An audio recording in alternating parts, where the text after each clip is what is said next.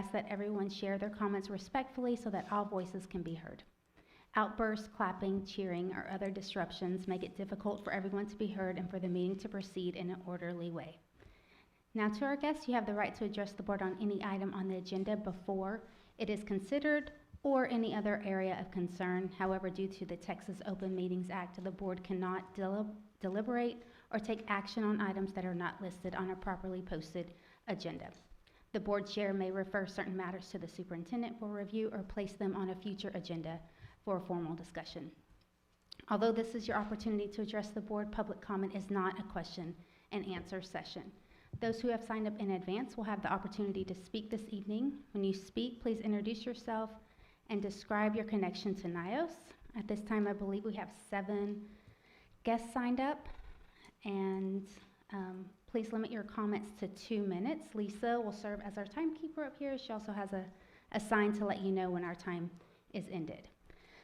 Before we begin, I do want to note that public comment is designed for individuals to share their own perspectives. It cannot be used to extend another person's speaking time or divide a single comment across multiple speakers. If you have written remarks that exceed the allotted 2 minutes, you may submit them to me and I will share them with the full board. We do have several speakers signed up on the same topic tonight. So as a courtesy to you, you are welcome if you choose to select a spokesperson to share your collective remarks. If your group chooses to speak with one voice, we can offer a 5-minute speaking window. This is completely optional and every individual still retains the right to speak for 2 minutes if they prefer. If your group would like a moment to decide whether to consolidate your remarks, I can give you a minute to step aside and discuss that now. Is there anyone that wants to consolidate their comments? Okay. The board listens carefully and every comment is taken into consideration, even if we do not respond immediately tonight. Thank you for your cooperation. We are ready to begin. Our first public speaker is Roberto Cecina. Roberto, are you here? Okay. Next, I have Samantha Tobert.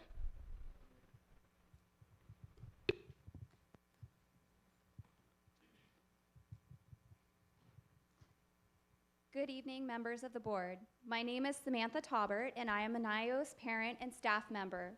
I'm here tonight because our campus is facing a critical challenge, one that affects student learning, teacher sustainability, and our legal obligations as a school. We are experiencing a severe shortage of educational assistants, and this shortage is directly impacting our ability to serve students with disabilities who are legally entitled to support. I have personally been without an educational assistant, a regular ongoing one, for approximately 2 months. During this time, I've done everything I can to meet my students' needs, but the reality is that no teacher, no matter how dedicated or experienced, can simultaneously deliver high-quality instruction and provide the individualized assistance that many of our students require to access education.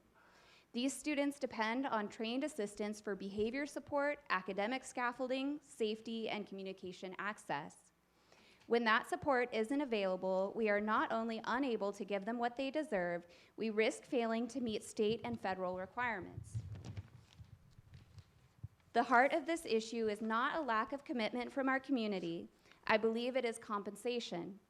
Educational assistants carry out demanding, high-skill work every day, but the current pay does not reflect the responsibility of that role. We are competing with jobs outside of education that offer higher wages for far less demanding tasks. As a result, applicant pools are shrinking, turnover is growing, and classrooms like mine are left without essential support. Raising the pay for educational assistants is not just an investment in staffing, it is an investment in legal compliance, teacher retention, and most importantly, student success. When we pay competitive wages, we attract qualified adults who stay, who build relationships, and who help create the safe, inclusive learning environment every student deserves. I am asking you to consider increasing the compensation for educational assistants so that we can recruit the skilled, dedicated individuals our students need. Thank you. Thank you. Next, I have Patty Kent. Lisa, is your mic working? It is now.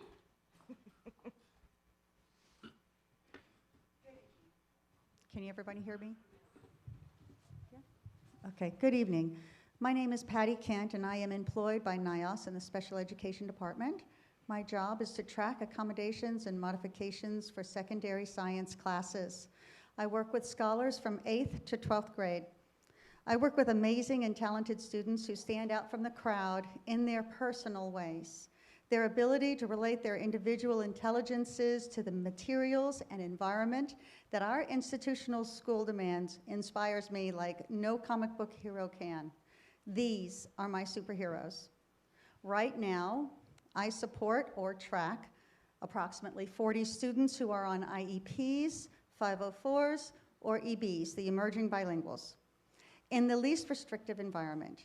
I am assigned to 10 classrooms in a schedule that is allotted for 7 academic topics.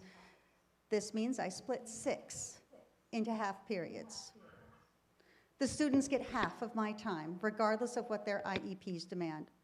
Only the students in 4 periods benefit fully from my attendance and from my planning for their modifications, accommodations, class notes, mental breaks, testing support, and supportive presence. I want to be clear, I am still giving 100% wherever I am. I still give grace, I still give support, and I still manage to build relationships with the students in only half the class time. The teachers I work with are dynamic, encouraging, and inspiring great efforts from my superheroes. Their rosters are packed. They deserve my full attendance too. And right now, they can't have it. Thank you. Next, I have Jamie Saunders. Jamie? Oh, okay. Samantha White? Yep. The order set. I already have the order in the minute set.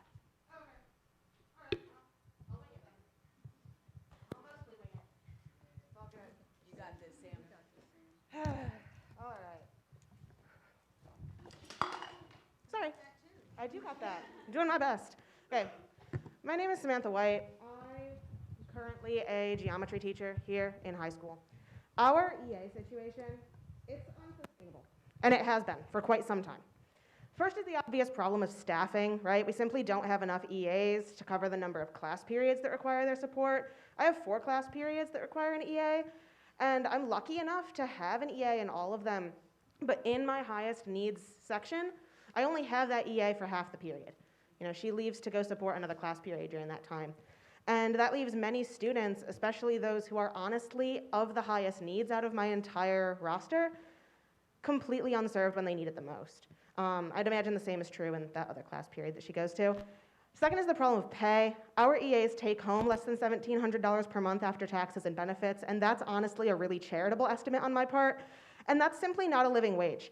Many of our EAs live paycheck to paycheck, and yet we just spent $45,000 on a pavilion that no one asked for. Thank you for the time.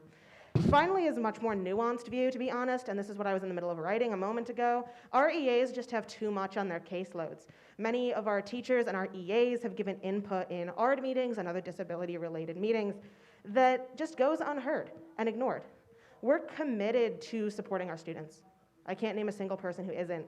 Many of us have suggested things like fewer minutes that, could be replaced by accommodations that would actually support our students, and we'd suggest that regardless of our staffing load or not. And that also goes ignored. We have parents who want so badly to support their students, but they don't, a lot of parents and a lot of our staff, our teachers aren't being respected and our EAs aren't being respected as the professionals they are. And there is a really good middle ground between giving parents and students what they need, right? And things that would actually help them. It's ideals versus what would actually help. Next, I have Elizabeth Zimmerman.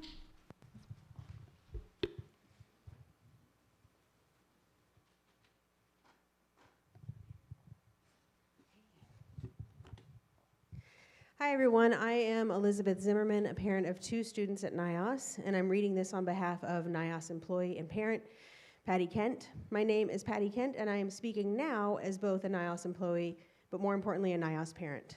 My own son, a senior this year, has an IEP that says he is to receive 75 minutes in each academic subject every day. Right now, he has 1 EA in 1 class, and that EA is me, his mom.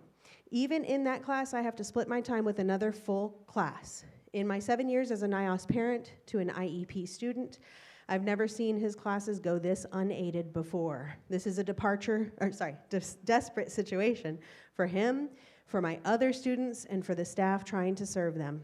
NYOS has cycled through multiple SPED directors during the time I've been employed. We cannot keep them here, and we cannot keep them here, and we cannot keep EAs either. We simply don't offer enough money for them to stay. Recently, I was told we made an offer to an EA who declined for financial reasons. At the same time, we stand in the shadow of a $45,000 plus metal barn that may not survive through the first strong windstorm. That structure represents an image before substance mentality and fiscal focus that has taken over this once jewel of the charter system. I'm asking you to reconsider your priorities. Right now, they are not the needs of teachers in their crowded classrooms. They are not the needs of students who are legally mandated services. And they are not the work-life balance of your employees who fight IH-35 construction every day just to show up, only to be tasked with the impossible once they get here. Thank you.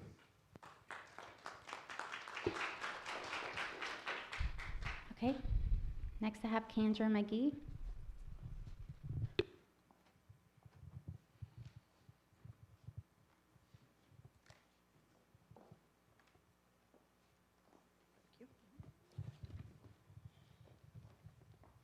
Good evening, NYOS School Board. My name is Kendra McGee, and I'm standing before you for a second time to reiterate that I was not fired for misconduct, for violating policy, for anything unethical. I was fired because I was not on duty at 7:30 after my schedule changed from 7:45 to 7:15 to 7:30, despite communicating multiple times that that would be a challenge as my mom's caregiver. This administration weaponized a scheduling conflict to strip me of my income, my insurance, my stability, only to brand me with a stigma that now follows me into every interview. So I have to ask, why was a scheduling concern turned into a disciplinary issue? Why did the former principal show me humanity, but the new principal showed me the door? Why was I singled out while this administration protected others and abandoned their values when it came to me? In her interview, Ms. Edwards says she believes in justice and in making staff feel loved and heard. Yet when it came to me, she chose neither. And then there's the superintendent. At her last Snacks with the Superintendent, Dr. Rosa said she leads by identifying barriers, providing resources, and saying thank you. But when I was fired, her words to me were, leave campus or things will escalate. No barrier was removed, no resource was provided, no thank you for my 5 years of service, just cruelty. But despite their actions, the NYOS community continues to rally around me. Some offered my family support during the holidays, while others have offered to serve as a reference on my resume. This community has shown more courage, integrity, and compassion than the 2 leaders who portrayed themselves as caring, except when it came to me. So I ask, why was I really fired? Why is the investigation still not completed? Why is my public records request still being delayed? Board members, put yourself in my shoes. That is time. Thank you. You are not bystanders. You are the last line of defense for fairness, integrity, and accountability. Do what this administration Ms. refused McGee. to do. Do the right thing. Help me, help my family, and help this community heal. The community is watching, time, and Ms. they will McGee. remember who chose courage and who chose cowardice. Thank you.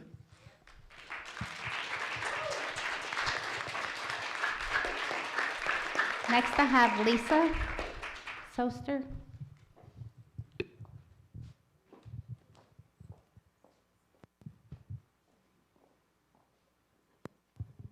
My name is Lisa Soyster. I have kids in kinder, 4th, and 7th grade. I sent a detailed email to Dr. Roses, Nina earlier today about facilities concerns, but wanted to highlight the main points here as well. Families and staff are concerned about student safety, air quality, sanitation, persistent water leaks potentially resulting in mold, facility damage, lack of adequate custodial staffing and cleanliness coupled with illness outbreaks, the use of unlicensed student labor and construction and building maintenance, as well as unclear permitting. Given these concerns, parents are respectfully requesting confirmation of whether a licensed mold assessor has been utilized and at what frequency. A summary of permits pulled for construction, roofing, and PAC over the past 24 months. A clear explanation of who performed roofing and interior repairs and whether those individuals are licensed professionals. Assurance that students will not be used for construction and maintenance work requiring professional credentials. A plan to address custodial staffing shortages and restore acceptable cleanliness and sanitation standards. Communication regarding illness mitigation efforts, including cleanliness protocols and preventative measures. Thank you for your time and attention to this issue. We are just asking for transparency and prompt action to ensure the safe environment for our students and staff. Thank you, Lisa. Okay, I believe that's all the signups we have. But I do want to add regarding the points raised about the educational assistance compensation, to note that compensation is reviewed annually as part of the budget process, and the board's compensation committee will be looking closely at these areas during that cycle. We are committed, as always, to a thoughtful, data-informed review as part of our budget responsibilities, but I will invite the superintendent, Dr. Roses, to speak briefly to our current compensation structure. Sure. Good evening, everyone. As you may know, our compensation is derived from the state's per pupil allotment, which increased this year, and our student enrollment.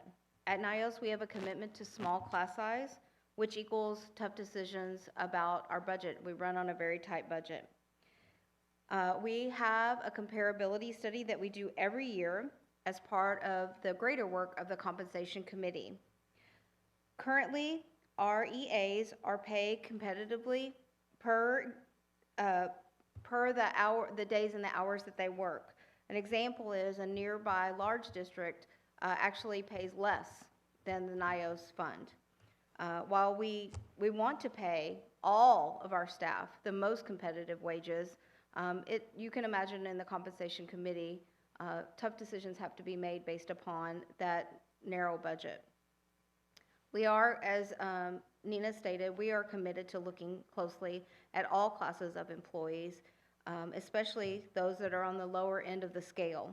We want to continue to stay competitive. Things like increasing classroom size has not been something that any member of the NYOS community has an appetite for, nor eliminating other positions in order to fund increases for other positions. So as you can imagine, they are tough decisions that the committee makes, and no one person makes those decisions on their own. Thank you. I'll move on to new business. Item 5A is our public hearing of Charter First Rating Annual Financial Report. The Charter First Rating is the financial integrity rating system of Texas. We will begin the hearing with the presentation of the first rating and the annual financial management report. After the presentation, members of the public will have the opportunity to comment specifically on this item. Dr. Roses? I believe that Diane is joining us online from DSS so that she can review our Charter First rating. Are you there? Can you hear us?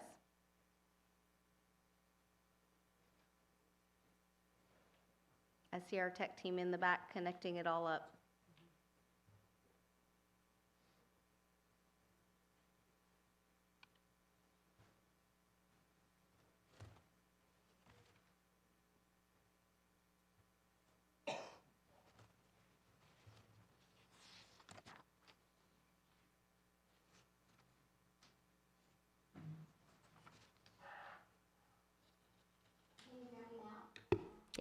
Yes, we can hear you.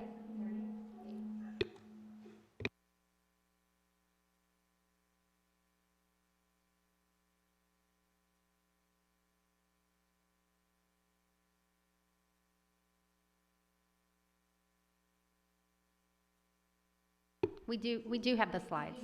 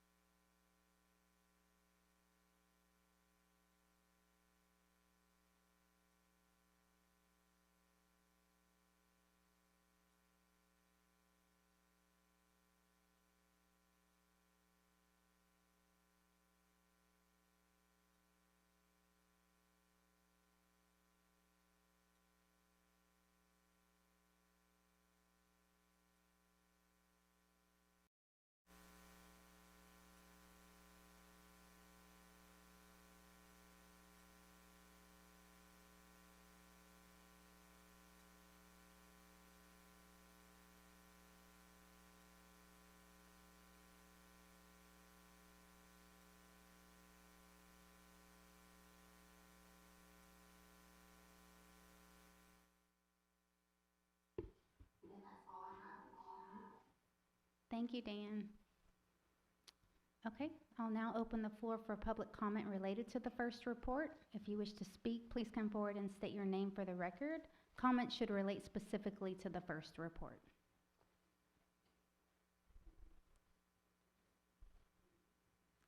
Okay, hearing none. This concludes the public hearing of the first reading. The board will now move into discussion and any questions regarding the report. Board members, what questions do you have for Deanne or our team? I have a question about what would be an example of a material weakness?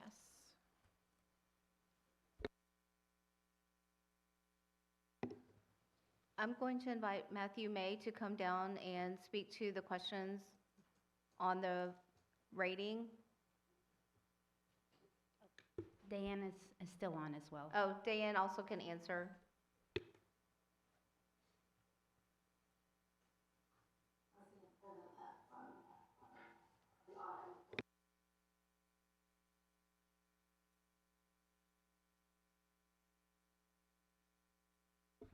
I don't really need to know like specifics of but just like an example of what that means, because I don't even know what a material weakness like could mean.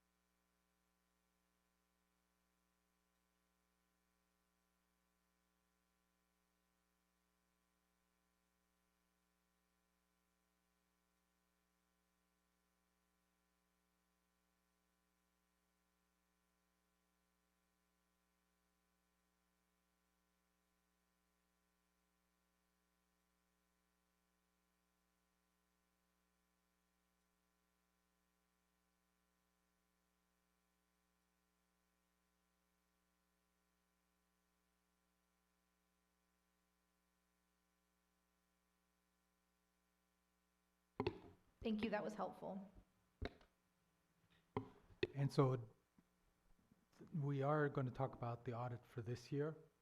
And so there were no material weaknesses. So obviously those were addressed by DSS and Matthew and the financial team to make sure we are not going to have that same issue again. Yes, each year when we have an audit, the after effect that not many people see except for the Financial Oversight Committee is that we analyze the findings and we put processes in place so that we don't repeat those indicators and that we can get better and better every year. Can we get an idea what that looks like? I understand that there's work being done, but what changed from 24 to 25 and is now changing from 25 to 26? Like, I get that we're putting processes in place and work is being done, but how do we slip? And then I'd like a concrete example of like what happened so that we're so confident to not have a material weakness for this year. We're going to review the audit report right now. So I think your question may be answered there. It's the next item on the agenda. We'll be comparing it to 2020.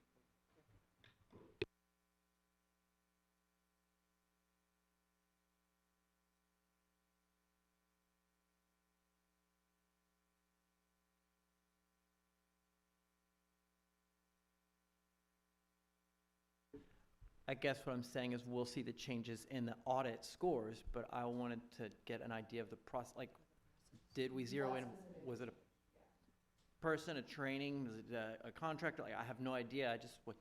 Something changed between the 24 audit and the 25 audit, or the 23 audit and the 24 audit, and we're expecting it to change again. I was like, what key do we turn? What knob do we pull? I don't know, I'm speaking out of turn here, so it's not even gonna be the one that was the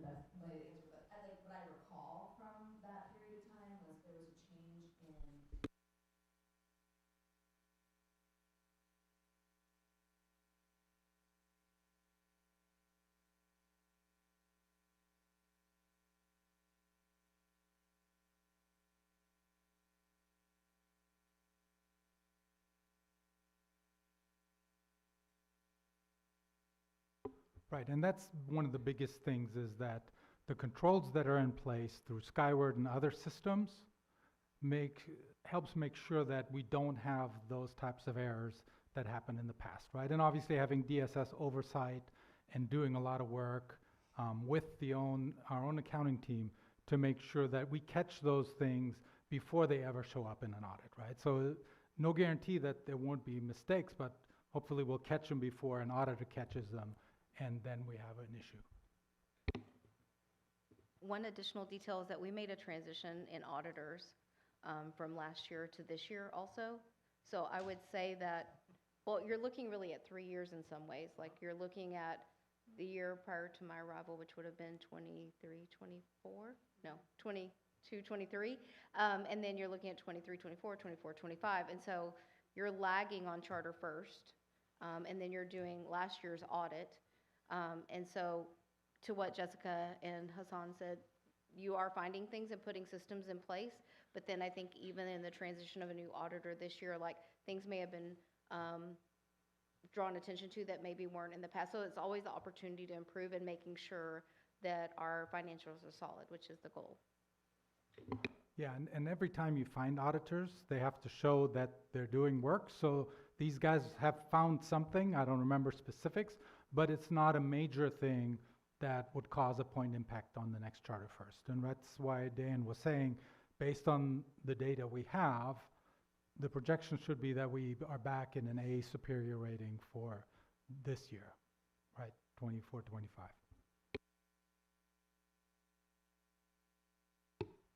Any other questions?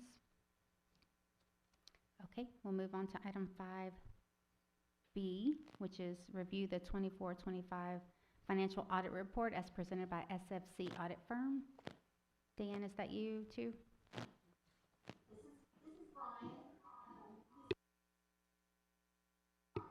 Okay, thank you.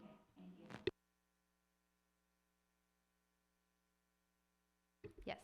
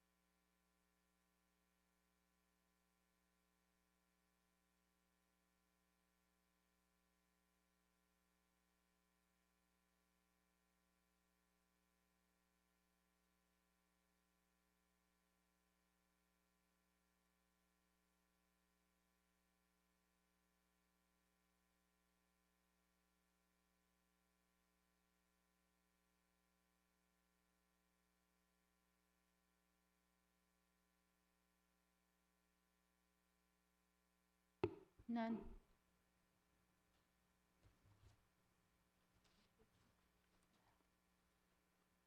We have no questions at all. Do y'all have any questions?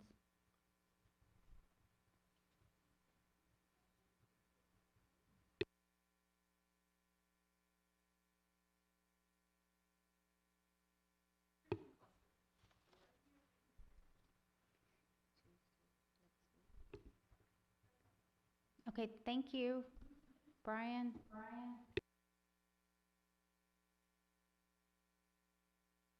Dan?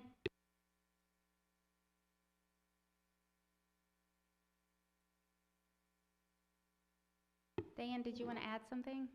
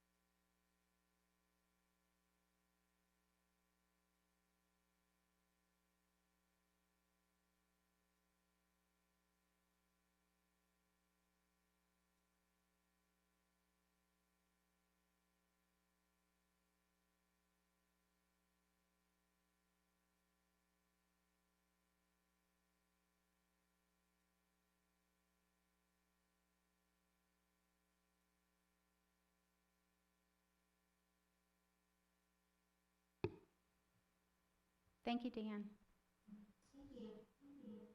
So this will be something we'll be voting on at the January board meeting. Can I just ask one question? The single audit that they talked about, the major program, where is that information? Is that presented to the board, or the findings from those single audits, or where does that show up? Inside your board binder, you have a lengthy report, and it will be more detail as well. In this one? No, inside your binder, you have the draft of the report that she was saying we couldn't approve yet. That gives you a lot more detail. And if you still have questions, we can get together and talk through it. Okay, so the CNC findings are going to be in that. Okay. And I do want to add that if any of our members of our community, school community, have any questions about this report, feel free to contact Dr. Rosa. Okay, we will move on to item.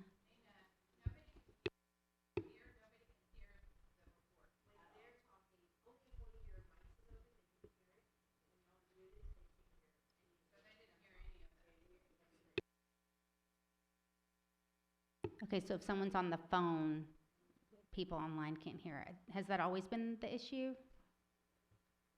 Okay, that's something we'll have to fix. Okay.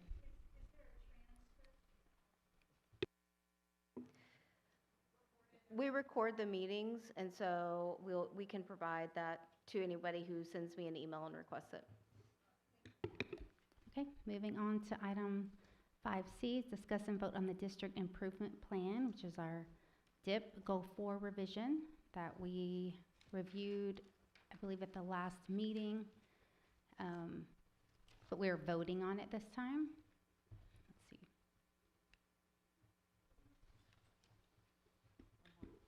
Oh. Yeah.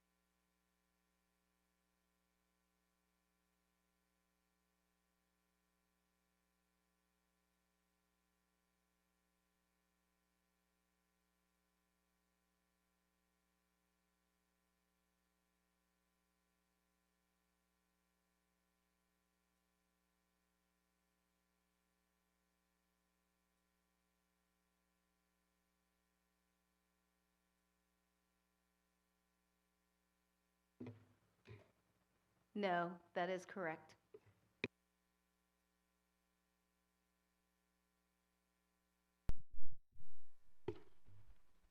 Yep. Any other questions?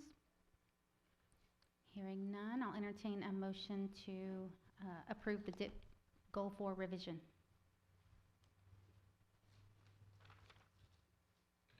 Motion to approve. Ally, do I have a second? Okay, thanks, David. All in favor? Okay, motion passes unanimously. Next, we will discuss and vote on HB 3 goals. Jess, is that you again?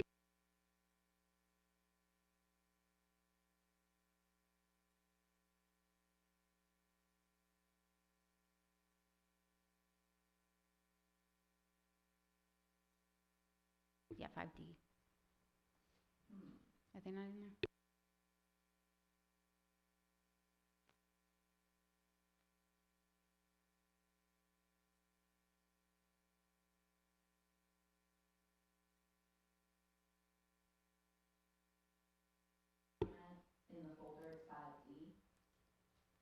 I don't think we have that capacity today.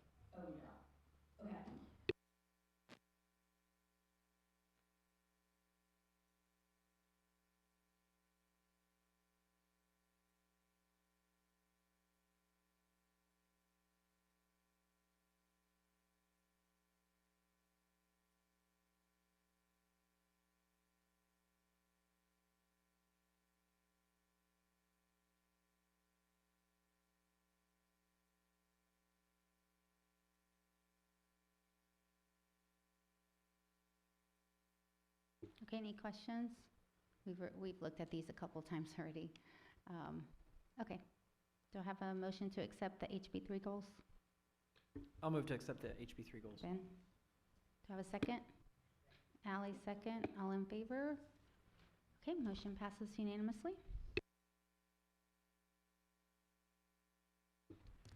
Okay, we're going to move on to item 6, which is board advocacy. Okay, so this year marks 30 years of public charter schools in Texas, and TPCSA, which is the Texas Public Charter School Association, is encouraging us to help celebrate on social media. So if you're comfortable, feel free to engage with their posts. It's a nice way to show the broader community the kind of work that schools like NYOS are doing every day, especially the accomplishments of our students, staff, and our families. And then advocacy in the interim, and what that means is during outside of session, right? And so, as mentioned before, Ben and I have been meeting with TPCSA, and Ben and I and Ally met with our regional TPCSA advocacy coordinator recently, and so I'll hand it off to Ben to talk a little bit about that. We did. We had a great meeting with London Lawrence, and he is the Central Texas Regional Advocacy Coordinator for the Texas Public Charter School Association. And his job is to keep us all on the same page and update us with information about the good work that charter schools are doing in Texas and the benefits and their relationship with traditional ISDs and the like. And we had a great meeting. Our goal of the meeting was just to get some tips on engaging with elected officials. As I mentioned before, we're going to have some new ones for a big chunk of our families, and who knows what they will or won't know about charter schools in Texas. And so we got some good suggestions from him about tailoring our messaging, which we're going to share with you with some links here in a minute. And also, we got some assurances from him that he'd be there to help us if we want to invite elected officials essentially to our campus and how to host them, and tips for making that easy on them and for us. And then the last piece I would add to that is some work that I'll be doing to tailor a lot of the messaging that TPCSA is doing, which we will definitely share with everyone, but also tailoring it to NYOS so that when we're telling the story, it's not charter schools in Texas do this, that, and the other. It's NYOS does this, that, and the other. And I think that's much better than using a big average. And so you'll have both. The toolkit will give you the broader charter school thing, and we'll work with the leadership here to get that NYOS story, and we'll have both of those ready. And then you can expect at some point we're going to bring folks to this star-studded campus that we have and show them what it's like so that the school leadership, the students, and the families are forefront in the minds of decision makers when the next legislative session rolls around in 2027. Howie? The one thing that I took away specifically is the underscore of making sure that the experience of our elected is that it's personal. So they get all the data, they get all the reports, but they actually need to see real students, real parents, and a unique experience. So that's our opportunity in how we engage them and why the NYOS story is so important, but also direct engagement. Good, yeah, thank you all. So that is the work we're doing in the interim. I did send this to y'all as well, which is the Arc of Advocacy, and there's a link where board members can put in your phone number and your address to, along with some questions about our work and advocacy, and it helps TPCSA understand which lawmakers that we're a part of, that we live in and work in, and so they can help connect us to them. I also sent y'all, there's a TPCSA toolkit, and so it's a central place where charter schools can access advocacy and communication resources. So there's some one-pagers in there, some communication methods, and for NYOS, I think it's helpful to reference as we're preparing communications to charter-related issues. And so as of today, there's no action needed, but just wanted to make you all aware. But Ben and I are meeting regularly to ensure that our board is part of advocacy during the interim. Any questions? Okay, we will move on to the superintendent update.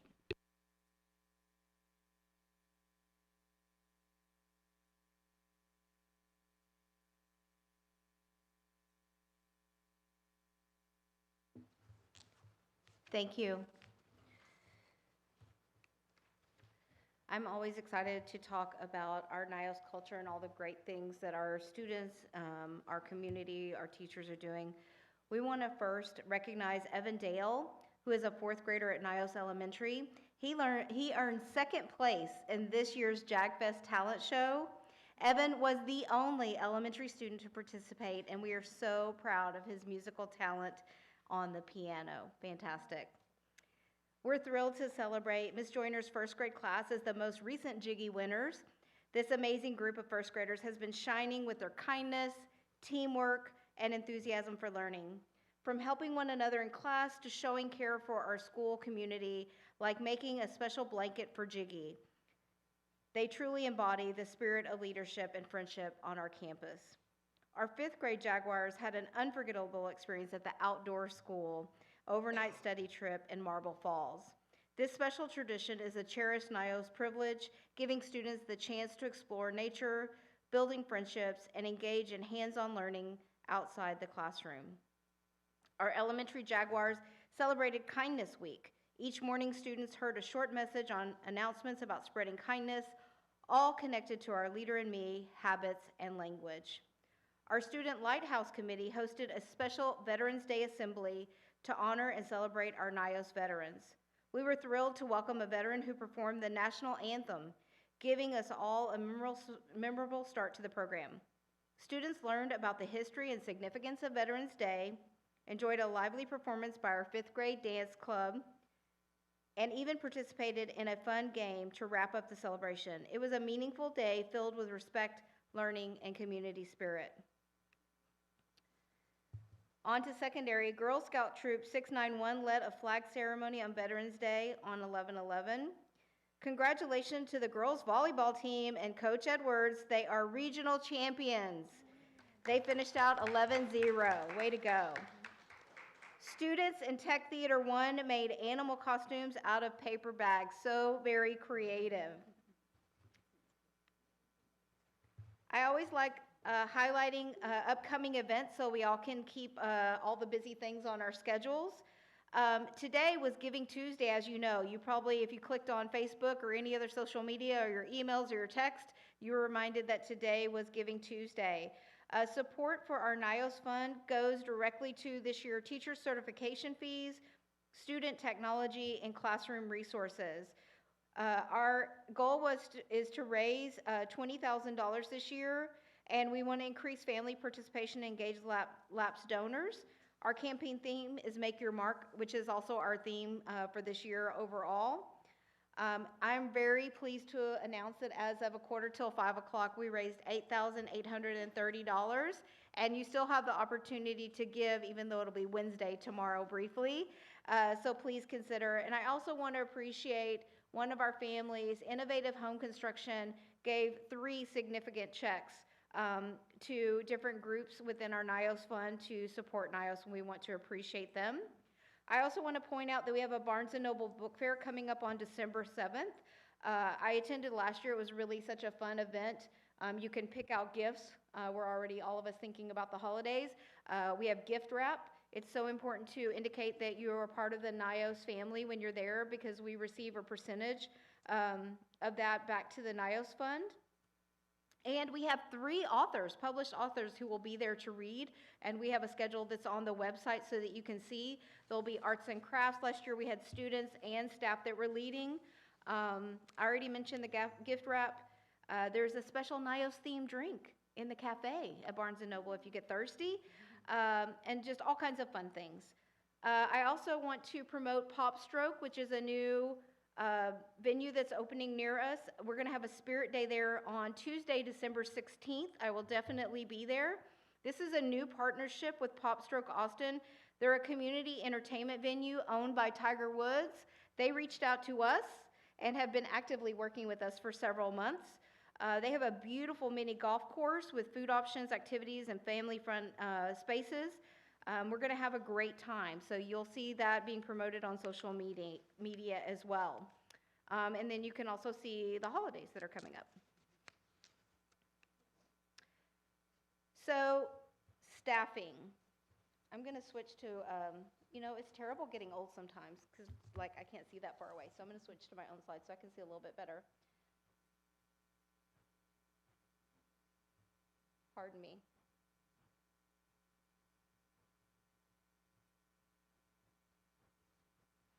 So staffing updates. In attendance, we had a slight decrease from 96.84% to 96.66%.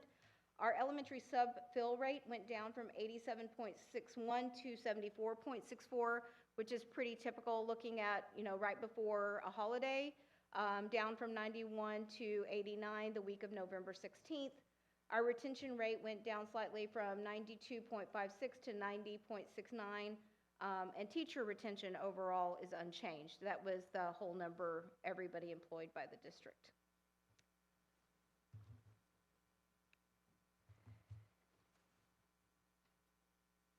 Next, we're going to hear uniform recommendations just as a review. I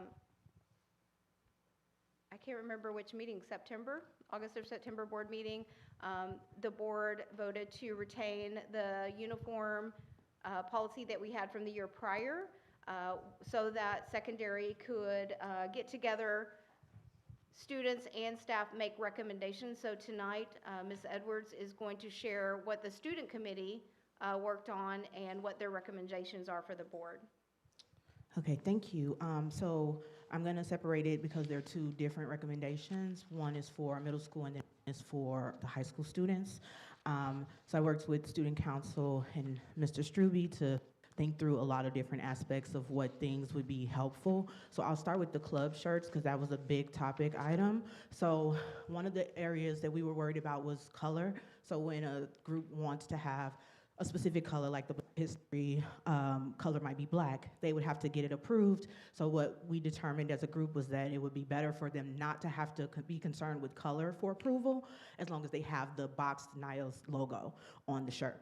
The artwork does need to be approved by the community outreach as well as myself in order for it to be approved, but any color shirt is acceptable for clubs. Now on to the middle school. So what we determined is that middle school grade levels should be in uniform Monday through Thursday with a weekly CCCMR. So club shirts, college and career readiness shirts are allowed on Fridays. Fridays will also have free dress availability for middle school. So what that looks like Monday through Thursday is that they would be wearing the collared shirts, navy gray, white, black. They could wear NYOS approved t-shirts like the athletic shirts. They could wear NYOS sweatshirts, solid colored sweatshirts.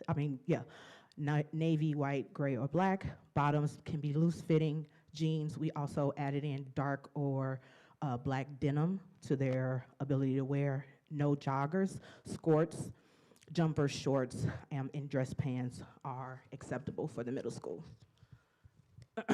We also determined that if a student was wearing shorts, the shorts need to be at least 2 inches from the knee.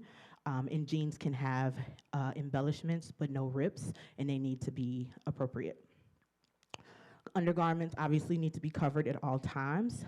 Hats and hoods and scarves are not permitted to be worn inside the building unless it is for religious purposes. And then CCMR Day is collared shirts are acceptable if a student doesn't want to participate in that way, but they could also wear the NYOS t-shirt with the approved logo or the appropriate design for athletics.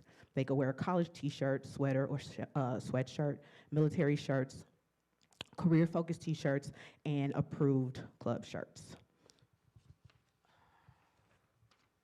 As far as any PE, elective, or sports, those teachers would let them know, like if it's something specific that they need for those classes and courses.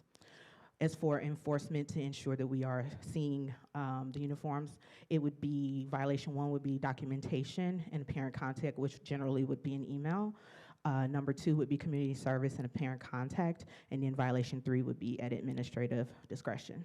At this time, we don't see any fiscal impact on the district, and the implementation timeline, if approved, we would want to start this January when we get back from the break, if possible, for approval.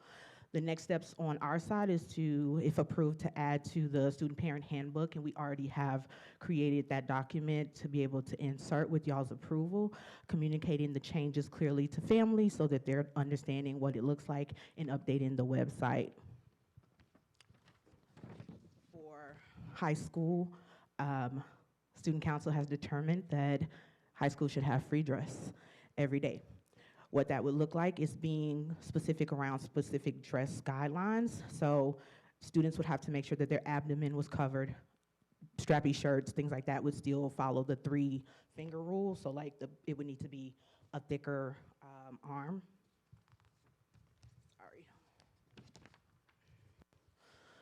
Sorry. They could have on sweatshirts and things like that, but obviously it can't reference anything negative or vulgar or any gang affiliation in any way. We have excluded pajama pants, bedroom attire, and slippers. We also are asking that all students wear closed-toed shoes, so slides would be something that would be against the dress, and then the same rule would be true about hats and hoods inside of the building, only if it was religious or cultural headwear. No fiscal anticipated costs will be coming out for this. And the same timeline would go into effect January of 2026, updating the parent handbook, communicating these changes to families, and then going forward if approved. This is a recommendation from the student council and myself. Hopefully you guys understand all of the reasonings behind it. The kids put a lot of work into this and thinking through, and that's all. Board members, what questions do you have? You may want to get the mic. This may just be for the board, but I do think there's something in our policy around having a 90-day notice. So that, I don't feel strongly about it, but that would just be something we'd have to look at if this could, when this could go into effect. Yeah, that's a good point. What you're referring to is if there's an option in policy, we allow for a uniform, and if we were to announce a uniform, it requires us to do it in 90 days, and I think that's just to give people a chance to go get them. I agree, but My question is around safety. Because the high schoolers, it's often like as a teacher, I'm trained to identify anybody who is not wearing a badge. And so I'm wondering what the plan would be, because high schoolers can look like adults, which is why I hear they're wanting some more autonomy, but for feelings of safety, I feel like there needs to be something in place so that we know these people walking around are students versus just random people. One thing that does happen currently is the morning check. So when kids go to their homeroom classes, they do check to see, like, are you in proper uniform or uniform? So that's one way. I don't disagree. I think that could be something that we can talk through, and I go back to student council and consider if there's like a badging system or something in that case where kids could have IDs. To that seems point, like, oh, sorry. yeah, sorry. I think student council members also brought up, or the officers brought up, the fact that we're now a closed campus. and Yeah, they that's just feel- true. They feel a lot safer in the environment now that we are a closed campus. Thank you, Mrs. True. I think, I totally get what you're saying, that like they feel safe, but as the like teachers who don't know what they look like, I don't think we would necessarily feel safe if there's just somebody walking. There are times there are like students, and sometimes they're even students like I know, they've just grown up and, you know, they look different. And we don't know why they are walking around the campus. So like there needs to be some sort of policy in place, I feel like, to where if you're in a building with elementary and you just look like an adult walking around, like that's not a safe decision, in my opinion. I want to really appreciate the work of the student council and the students, and also of Ms. Edwards to facilitate this work. It was not a one-time, one meeting. It was several meetings over several months, and I feel like it's a really fantastic example of what NYOS is all about, and really including our students in the conversation. In our charter, it states that we do have a uniform. I think there are lots of things for the board to consider as you receive this recommendation from the students and from the secondary office. So is this recommendation being endorsed by the administration or not? Well, I think Ms. Edwards made a comment to that. Where'd she go? Well, I thought that was a question for the superintendent. Does the administration endorse this or not? I think your question is who's going to make the decision. Is that your question? No? No, my question is, does the administration, do you endorse this? I understand the thought process behind it. I do have concerns, much like Ms. Gamble communicated, for high school students and the general safety of the campus. I think that NYOS long-term, especially in high school, has struggled to live in the existing uniform. No matter what the decision is by the board, I will support it because I'm focused on safety and academics. So, you know, I think that it's great to have some autonomy and choice in what you wear on a Friday or a Thursday or Friday. But I'm just like Sarah said, I'm looking at safety and I'm looking at academics. So process-wise, though, doesn't the administration make a recommendation that then comes to the board as part of a handbook? Yeah, so what I have and what I would suggest is that we bring this to the governance committee, the student council recommendation along with the administration's recommendation. Review that at that level and then bring it back to the board. Right, because it's not on the agenda to vote on No. anyway, so we can't make any No. decisions. And I wanted to mention, like, I don't think that the only way we can be safe is if everyone is dressed in the same outfit. I think if we're gonna get rid of uniforms, we have to come up with something else. And it could be as simple as just like a paper sticky badge that like, they just have to understand you really have to go get that because it is a safety concern. Didn't we try badges a couple of years ago and there wasn't a lot of compliance? Well, it's up to the administration to enforce any policy that we have. I did not hear a strong argument for free dress for high school. It was just, this is the policy. I didn't hear, I know we don't have our students here. I don't know if there's anyone from student council that's here. I also want to to the student council to think about what perspectives are we missing, right? So did we talk about safety? Are there elementary parents that may be nervous about this? What perspectives are we missing, right? When the board's trying to make decisions, I feel like that's something that always comes to my mind, thinking about our whole community. And, you know, I remember being in high school. I didn't want a uniform, right? And so I would encourage our student council to think about that. And then with that being said, we are bringing these recommendations to the governance committee to review, and then confirm the administration's recommendation as well. We'll bring it back to this board if that works for y'all. So the timeline will need to shift from kind of the aspirational one, because I don't know when the next governance meeting is, and then it would need to get put on the next agenda. Yeah, and as a reminder, this is an administration decision. The board does approve the handbook that's in there, but that is our role in this. I'm on the same page with you, Nina, and what I would encourage is either if Ms. Edwards could speak to it now, or it's okay if we do it later, but I would like to hear the students' rationale for doing away with the more strict dress code for high school. Like, I get it, I understand part of that why, and I heard a lot of it in July, but why do they think why do they think it would be better for NYOS for them to scrap the polo pants restriction? And so I would just like to hear them spell out, like, yeah, we thought about this, and this is why we want it to go away, instead of just like free dress code, which is what I expected. Yeah, I totally agree with that, Ben. And I would also then like to have the explanation for the middle schoolers and the elementary kids that do have to wear uniforms, and how do you sell it to them, right? It will be very valuable. We have 2 student representatives that were actively engaged in the process to hear from them. So I don't want to speak for them, but there was, I know, an intent for a graduated sense of freedom. So elementary, nothing has changed about the uniform.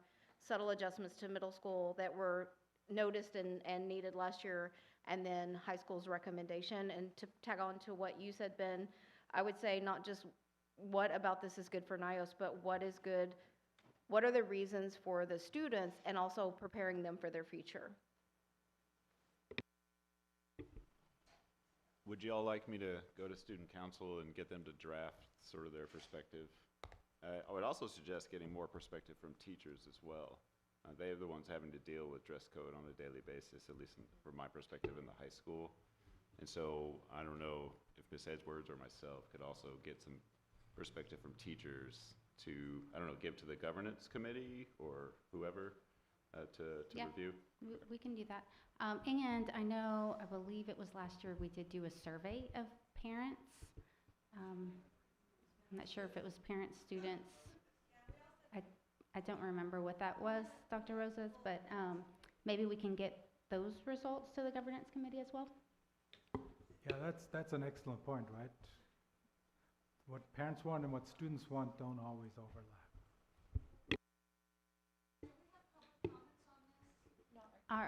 Our meetings are not a question and answer session. Public comment is at the beginning of our meetings. Do y'all know when the governance committee is meeting next? Yeah, you can just send that information to Ben and I. January 5th, before January 5th, I can get you that, okay. Yeah. So just a clarification, right?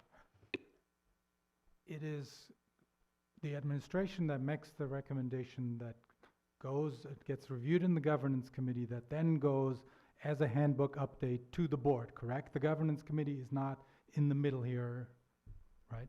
Okay, thank you.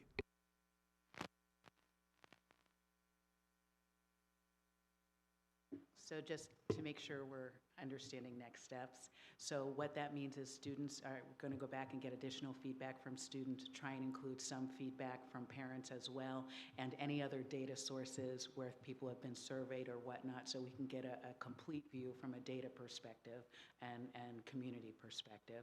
That will be submitted to the governance committee no later than January 5th. So that we can have that material available for when we meet to understand the impact to the handbook. And then we would have to prepare, as a governance committee, prepare some kind of document to bring back to the board. Then it has to get on the agenda, and we have to make sure we're either complying or making an exception on the 90-day notice rule, just to make sure we're being fair and abiding. So if we're making an exception, that we're very clear about that, if we're changing the timeline. So we need to address all of that. So it's not likely to be able to be implemented in January, but we will move through that process as quickly as we can and keep people notified.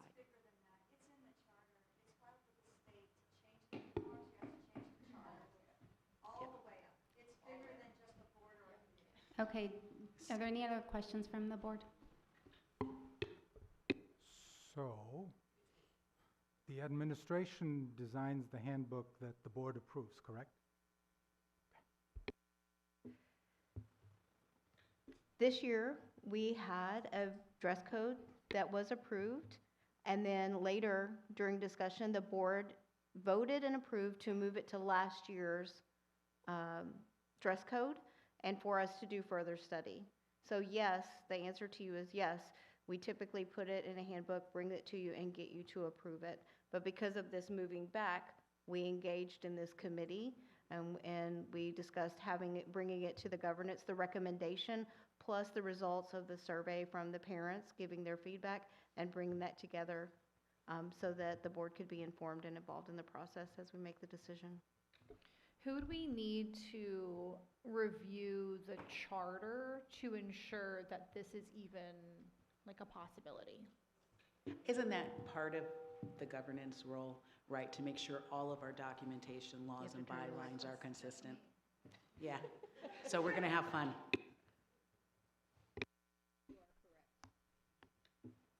I just want to say that I'm sitting here thinking about what you said, Sarah. That's really important. You have these kids that are 3rd, 4th grade, and they see these high school kids. One, they won't recognize them, even if they were told or supported to look for something. And if they're coming over and helping in classrooms, you know, that could, the way that the kid will think and, you know, well, why, if I'm wearing this, what's going on with that? So I think that's very important, the safety aspect of it. Thank you for bringing that up.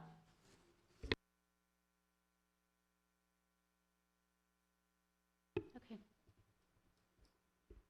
We can move on. If there's no other questions.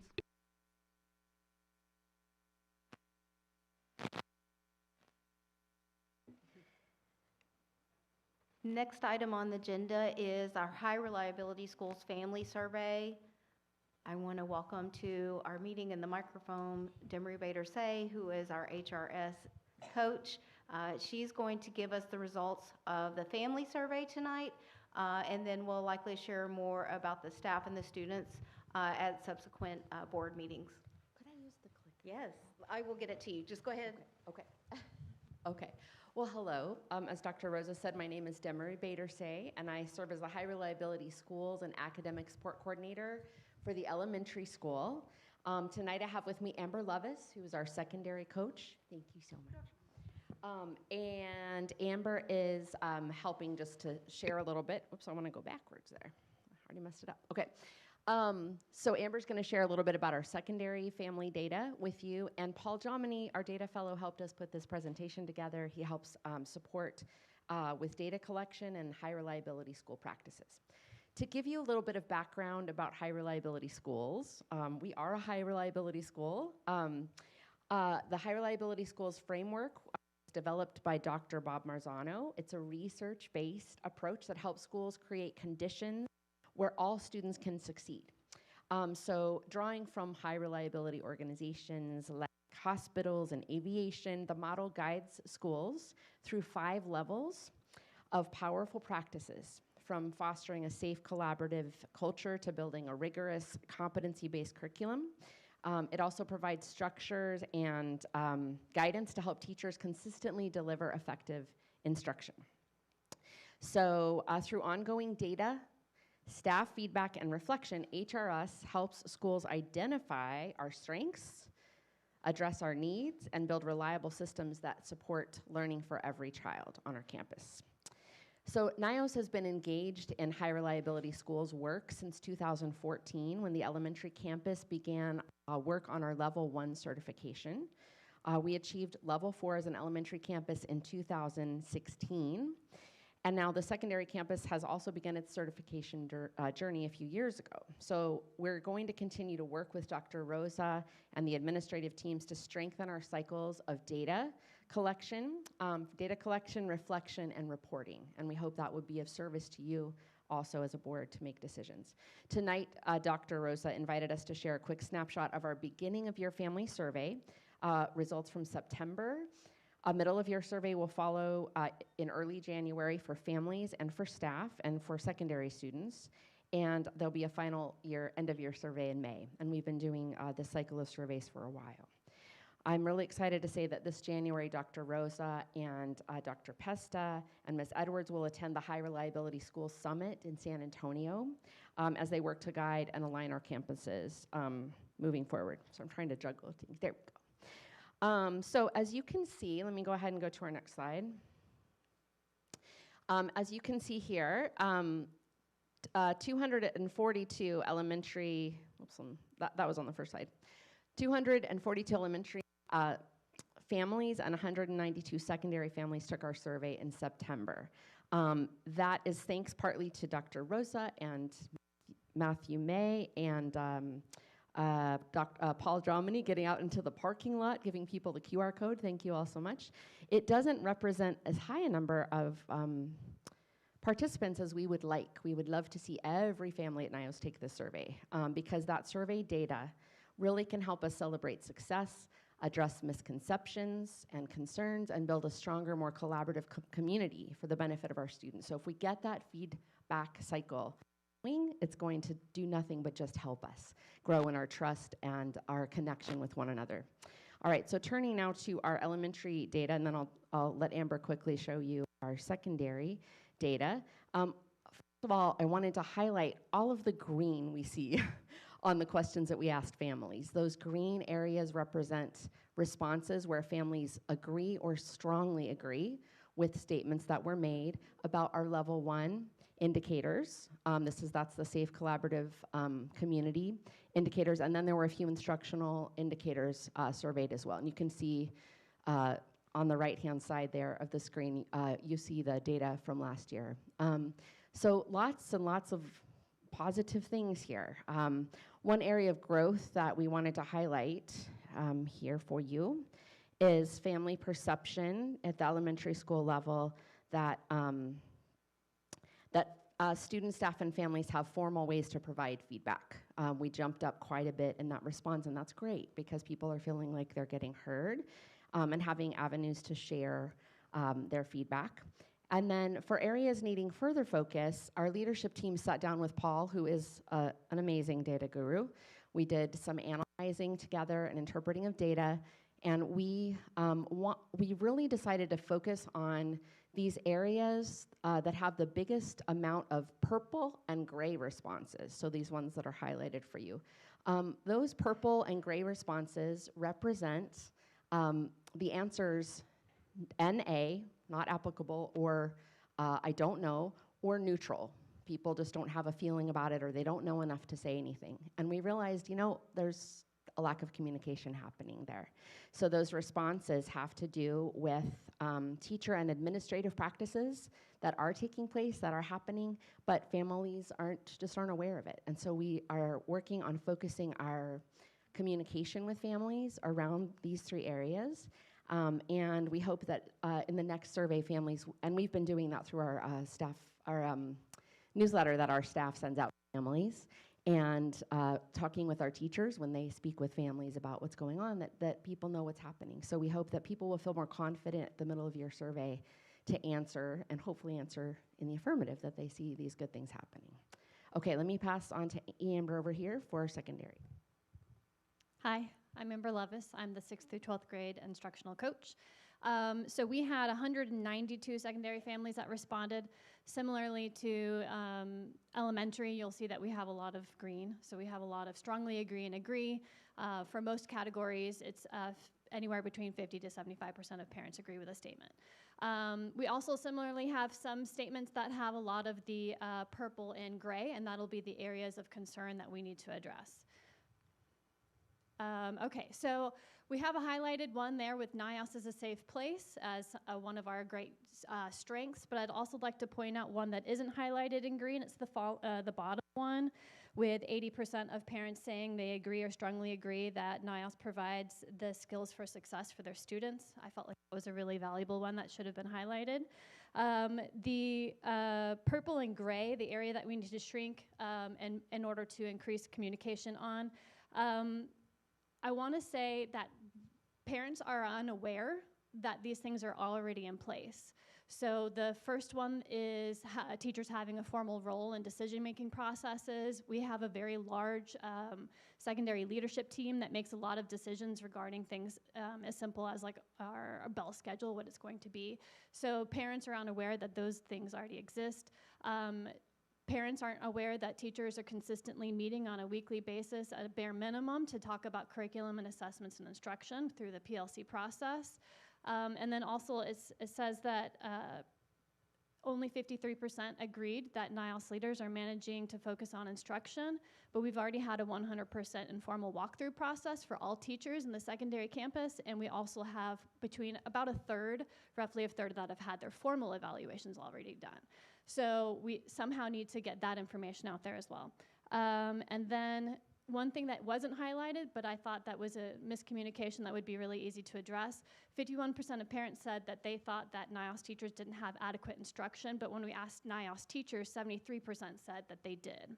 And so what I think we're seeing here is that we just need to somehow close that feedback loop and get the information about those campus activities to parents. I do have a question about those. As you bring those up, as a parent, you're right, I wouldn't know that. So does that question belong on the parent survey? I think it's a part of HRS. Okay, that's what I figured, but. Yeah, that's right. I mean to say that through all of the levels, I have a little card here. I need to get one for everyone on the board to have, but there are indicators that are research-based for what makes a successful campus. And for us to achieve those levels of certification at every level, oh, thank you, Dr. Pesta, thank you. At every level, parents, families, and kids need to feel like we are doing these things. And this research goes back decades.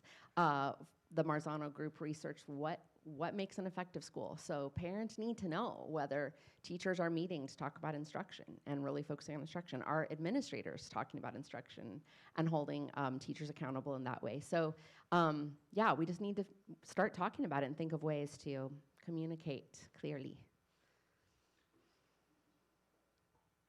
I just had a question about, I know you had said that we were level 4 certified a few years ago. Are we currently a level 1 certification?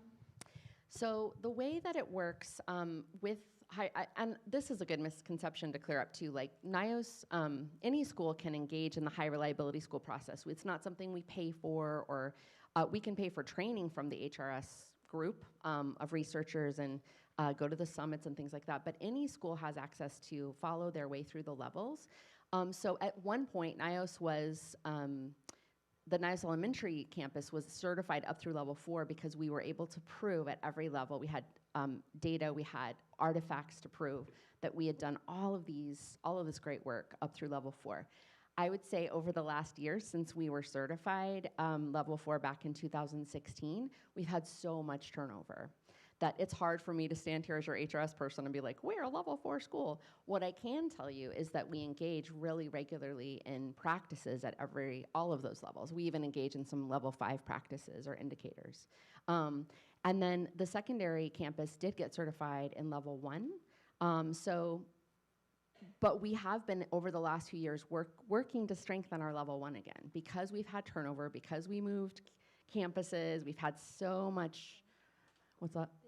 And the expansion, right? All of these conversations and questions we've been having, we've been really trying to go back to the foundation of, and this is what Marzano really believes, if we are not a safe, collaborative community, we cannot succeed academically.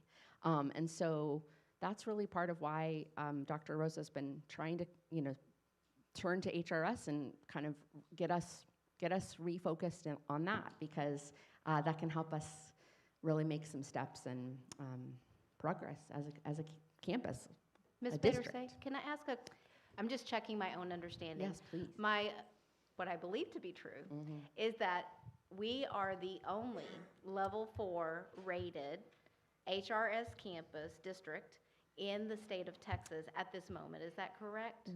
I know we were the first. I don't know that we're the only. I will check on that and get back to you. But we were the first campus in Texas to be certified up through level 4. And it was a really beautiful time in those years when we were working on that certification.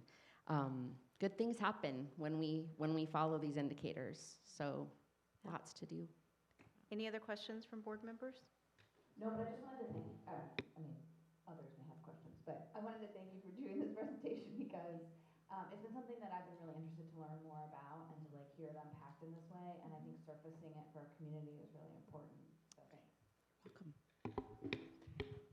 I had one additional question. Yes. So again, I really appreciate having the data and all the research behind knowing the right questions and things to ask.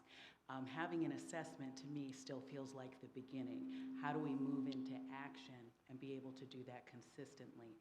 And does your organization provide guidelines, best practices, and metrics for actually moving into action related to the feedback? That's a great question. Just to be clear too, I am a NYOS employee, but this is my focus, one of my focuses here.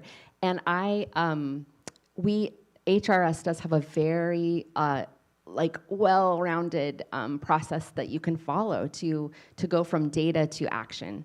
And that would include making sure that we're getting training for our teachers in HRS strategies and instruction, which we do a lot of at the elementary campus. And I'm sure secondary works on really similar things. What's interesting over the last many years is that HRS has really become best practice. So I've been to a lot of trainings where, they're rolling out, oh, try this thing. And I was like, well, we've been doing that for about 10 years at NYOS, right? So there's a lot of best practice training happening at both levels. But there is a pathway we can follow. Some schools have I hate to say committees, but groups of teachers that work together with administrators. So it's not just one person focusing on HRS. It never really ought to be. But we're, kind of finding our feet again, our ground again. But yeah, you can have a community of stakeholders, parents, teachers, staff, students who can take this into action, make sure things are happening. Thank you, I really appreciate it. And I will say, I hope that we can come back and share data with you regularly. I feel like for me right now, it's heartening to see the good, right? It's so easy for us and important for us to focus on problems and the things that are difficult and need to be changed and need to be addressed, but also to remember some really amazing things are happening here. And to keep our eye on that is important, on all of it. Yes, thank you for the work that you're doing on this. And I think it's beneficial for the board to also hear the student and staff survey as well. Is it possible to bring that to the next board meeting? Happy to. Okay. Only our secondary students take the survey so far. We'd like to develop an elementary one, but we're not quite sure what that would look like. So, but that's been on our agenda. But happy to bring the staff data to you if you would like to see it at middle of year for all three groups. Yeah. I just want to say it feels really good that the main areas of growth are more about the communication of what's actually happening and not what's actually happening. And I feel like that's a really great place to be. Yes. Great. I want to appreciate, go ahead. When you send out the surveys, are the questions the same every time? That's a great And you question. get that information from HRS? We do, yes, we do. The survey questions come from our leading indicators, which are, what make a school a high reliability school. We ask the same questions every time so we can compare apples to apples. The district is able to add questions, and we have added a few questions. Sometimes we add them to help give us information on our campus improvement plan, our district improvement plan, or to give us a little more nuanced information if we're getting strong data back that is concerning, that isn't just about communication or perception, but hey, we really need to work on this. We can kind of expand questions to get a little more information. So there are a few questions that we've added along the way. Mm-hmm. Are there definitions for what they mean by each question? There are books and workshops and surveys and all Right, but the great parents things. don't get that, right? So when a parent gets the survey, does it say, Ooh, right, NYOS is an orderly place? I'm Right. sure many people have different opinions of what that means. Yes. So do we give any kind of guidance so that we can compare? We don't. The ideal is that if we get concern about that, like in the elementary staff survey in the beginning of the year, we got a pretty low number from them compared to last year about that exact thing. So we went to our teams and we were like, guys, tell us what you think is not orderly, and let's work on that. And we sorted that through, and we did a couple of different activities with them. So the idea really isn't for this to be like, take the survey, think about the data, take the survey, think about the data. It's take the survey, respond to the data. It shows us where we need to dig deeper and get more information and create a conversation with all the stakeholders so everyone feels really heard. But I do get it. It's hard to, if it's too detailed, people may not spend the time on it. A lot of people aren't spending the time on it. But I think it shows us where to put our focus and get more information. I know you mentioned that you had hoped for more surveys to be completed. Do they give kind of comparison rates? Does HRS give comparison rates for other schools to say 20% fill out the survey so that we kind of gauge where we're at, or offer suggestions for increasing the amount that are completed? Those are great things to research. I think we should research it. Yeah, find out what's a good rate. For the number of families we have, I feel like we should get much more participation. We've had some success at the elementary campus, and we could do this more for everybody, but bringing the survey out at big events, community-wide events, and asking people to fill it out. I think what's going to change and get more people on board is the more we can talk about it and bring it to the surface. And a lot of people are like, well, what is an HRS school even? We're certified level 4. I don't even know what that means. So, this is what I think it takes to start that conversation and really let it help us. Like, it's here to help us, and it can help with, everything from, operations to college readiness, all of that. Yeah. I want to appreciate Ms. Bader-Say and Ms. Lovis for their presentation tonight. Owning this is so important, and I also want to say that when I came on board a year ago, we had multiple surveys with lots of questions. And when I say lots and lots of questions. And so as a result, you didn't have a lot of response. And so we worked very closely as an entire team to make sure it was very sleek, that we offer it 3 times a year. I think the questions are like somewhere around 22 questions to make it be like not too short, but not 100 questions either, because we really want to hone in and make sure we get the information that we need that will inform how we can respond to that. For those people who have done work in education, the name Marzano carries a lot of weight. It's like saying Oprah Winfrey in a way. Like, Marzano is a leader in research and knowledge about what makes effective schools. But that being said, when I arrived at NYOS, I really was like, what is HRS, and is this the most important thing? And I was pretty honest about that with the team, and was on an inquiry. But then, as we've gone along and worked, it's really fell in line with the things we naturally see through data that we need to improve, and that this is the avenue. And I also want to shout out Dr. Pesta, who's shocked I'm calling her name, because when she came on board, that was something that she took a hold of and really owned, and making sure we proudly can say we're level 4 and we live being a level 4 every single day is so important.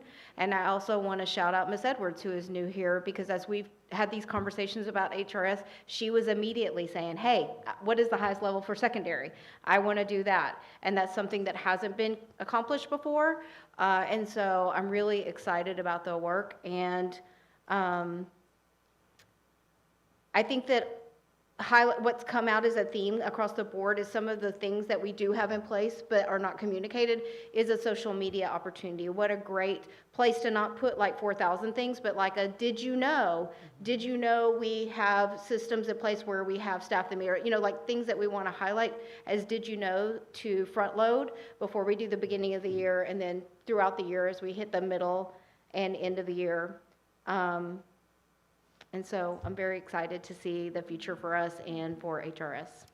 And if I could say just one more thing related to that, I think our goal here, since these are mostly level 1 questions, right? As we grow, right, the goal is to see so much green here that we're like, let's get on to those level 2 questions, right? What's happening? And we're doing those things, but to start lifting ourselves kind of into those higher academic levels because this stuff is sorted out. So thank you.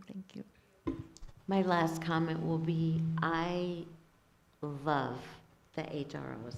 I think it highlights in whatever organization, if it's an educational institution, a hospital, whatever, highlights what you do well and gives you the incentive to keep going. And so I think that's really good.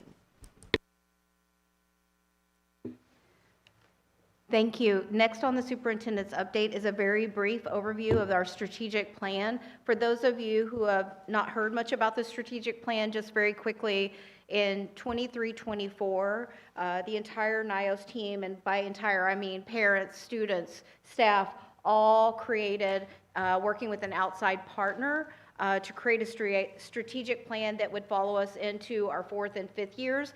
We're currently in the 2nd year of our strategic plan, and I wanted to provide a general update of where we are for year 2 because there are very specific things that we should be trying to accomplish throughout. Typically with strategic plans, you're never at 100% in every single category, but it does give you kind of like a follow the yellow brick road. What are the next things and the next thing and the next things you need to do? So I'm not going to read the slide that's up on the screen. That just gives you a reminder what the 4 pathways are. And I'm going to share a little bit about our work for this year. So in pathway 1, which is values, community, and expectations, last year we did a lot of work with identifying and even fleshing out if you say you value a certain thing, what does that really look like, sound like, feel like? We did that work with students, we did that work with staff, really fleshing out what does that look like in the day-to-day. And so some of the work for this year would be to prominently post that information in different parts of our buildings.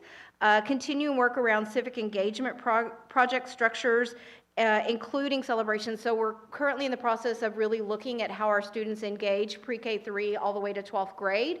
And then I have challenged principals also to look at how does that in any way tie into some kind of college and career. It doesn't have to, but if you're going to live and work in the Austin area and you're engaged civically, you could also be exploring lots of career options out there.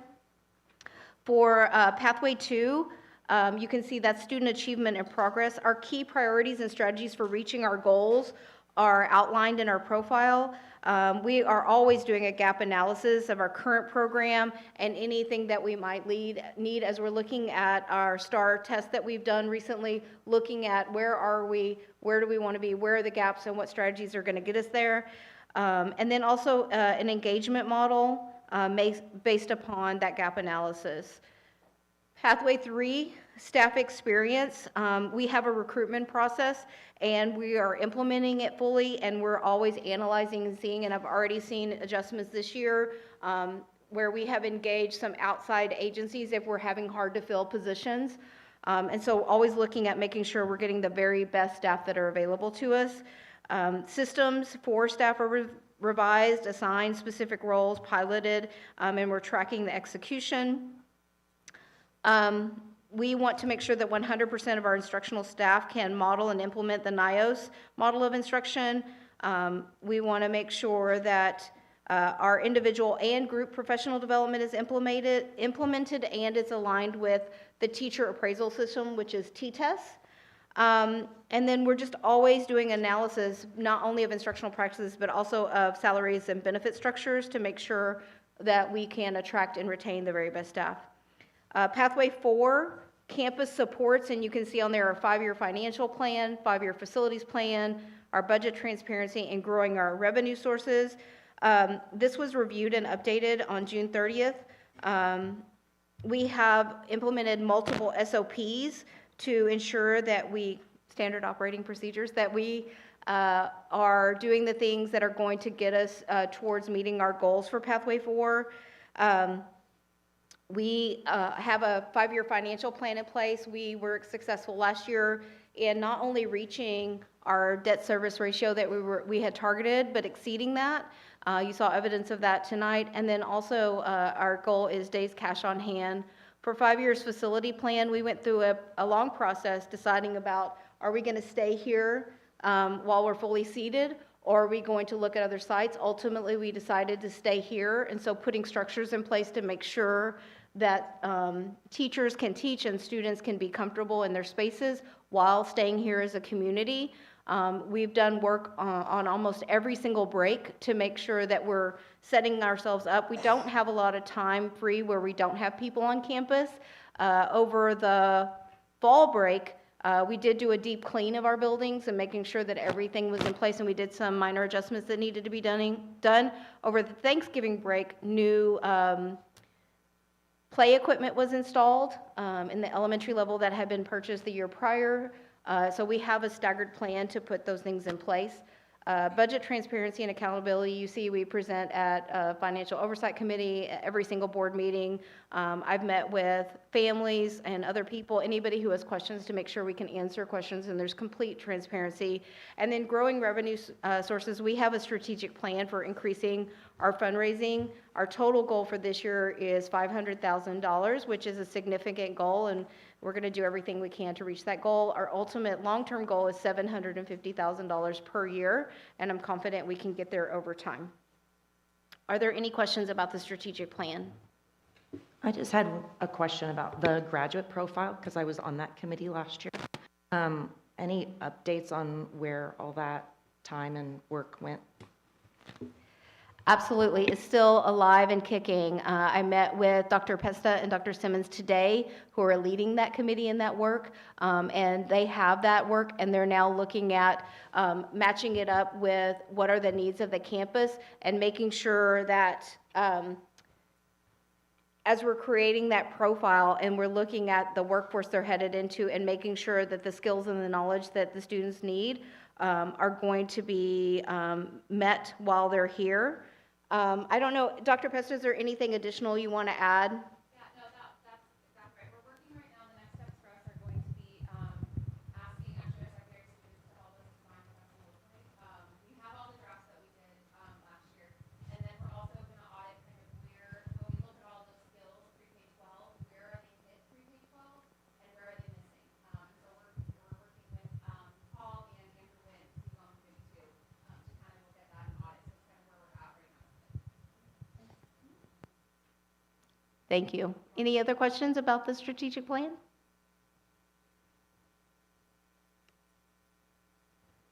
Thank you. Okay. On to item 8, committee business. We will first start with governance committee.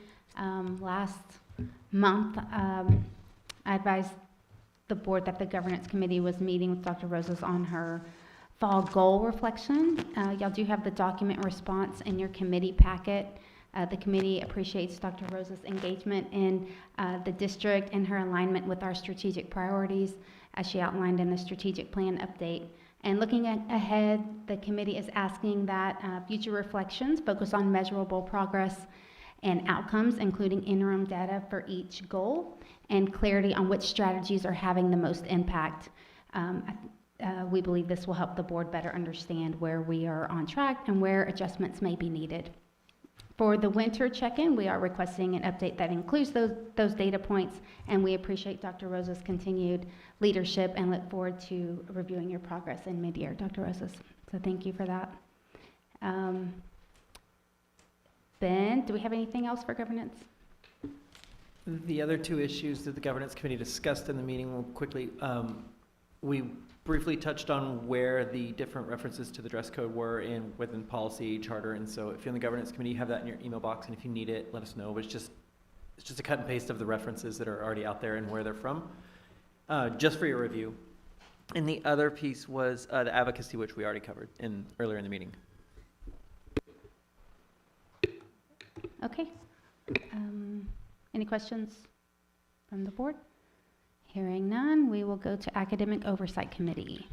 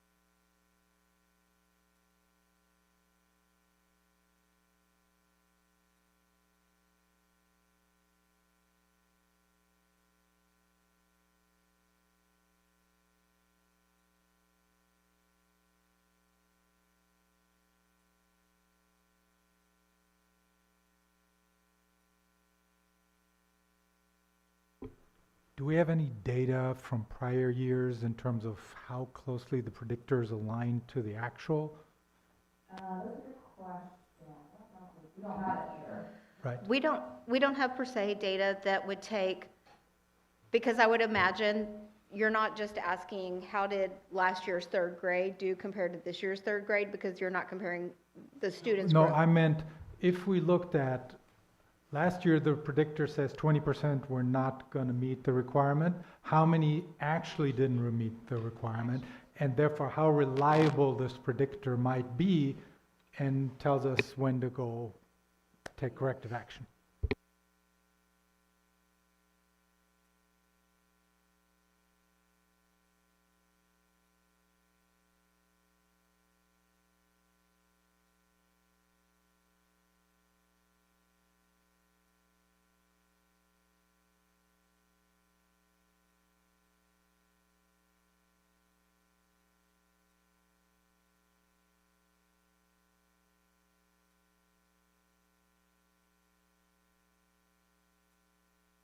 Right, but so then that says there's work to be done to make sure that it doesn't turn out the way it's being predicted.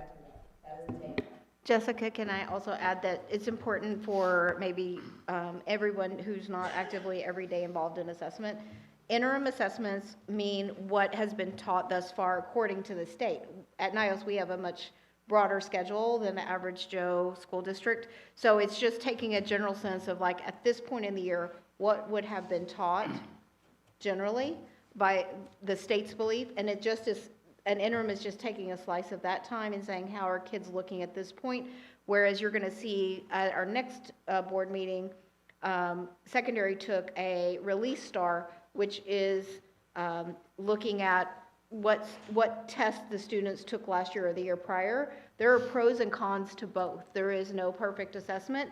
And to answer your original question, what we typically find, and this is broad for all systems, is that typically interims will show much more are not going to meet than actually occurs on the STAR test. And then the reverse is true on the other end. You'll see a lot more students who are going to be at the mastery level, and you'll typically have less. That's kind of historically what you see. And I think on the next slide, are you ready, Jessica, for me to go to the next one? Yeah. You can see when we're looking at quadrant, I'll turn it over back to Jessica, or do you want me to talk to it? Okay, so you can typically see that. You can see at both ends, you see the students who did not meet last year and students who are predicted. Those, if the trajectory holds, more students will move out of that red zone. And then if you look at the other end, students who are predicted to masters and have mastered in the past, like you have to really watch that group because you can end up with slightly less students. So kind of watching both ends and making sure that everybody's moving in a positive trajectory. It's been really positive as we have conversations about the data, not only teachers obviously knowing their students, but also our admin team and the support staff really knowing each one of those students, both kids at the mastery level and kids who have quite a bit of work still to do. On the right-hand side is a reminder of our DIP goal, District Improvement Plan goal, and you can see focusing on those smaller groups of students because they are our largest subpopulations. At this point, we are not on track for subgroups of special education, emergent bilingual, economic disadvantage, and so we do have work to do. Historically, NYOS has been very strong in ELA. It's not a reason or an excuse, but I think it's worth mentioning that on the day of the test, we had some significant technology issues that caused, for some people, up to an hour delay, and then also had students feeling very rushed. So really, we've retested some of the students who didn't take very long to test. So that's the great thing about the first interim is not only what the students do, but then also all the minutia around technology, timing, placement, all those kind of things, and we get to do that and do then the interim again before the actual test. Just a quick question. Are there any additional insights on why our numbers have changed? So I get there's always opportunity to improve process, and I hear that with the technology. But you know, this is an opportunity. Are there additional insights on new needs that our students have for us to make sure that the next round of testing we can see improvements where we need to? The answer in short is yes. You know, we have had changes. Last year in elementary, we had some grade levels where we had some teacher turnover. So you didn't have a strong instruction for students, and so closing those gaps. So things like that you wouldn't, the average Joe just looking at numbers wouldn't know. This is definitely a building year for us. And then also some moves, students maybe who had some behavioral issues who are making transitions. And then also, I think to answer your question, we have less formal assessments that iReady is an example of a technology program that students use on an ongoing basis. So both the teacher, the interventionist, the principals, and other admin can look and say, are we making growth forward? Do we need to make incremental changes? And we have interventionists in elementary that meet with those students who are the most needy, and they also collaborate with teachers to make sure we're doing the right things to get them moving the way they need to be. Did that answer your question? I'm not sure.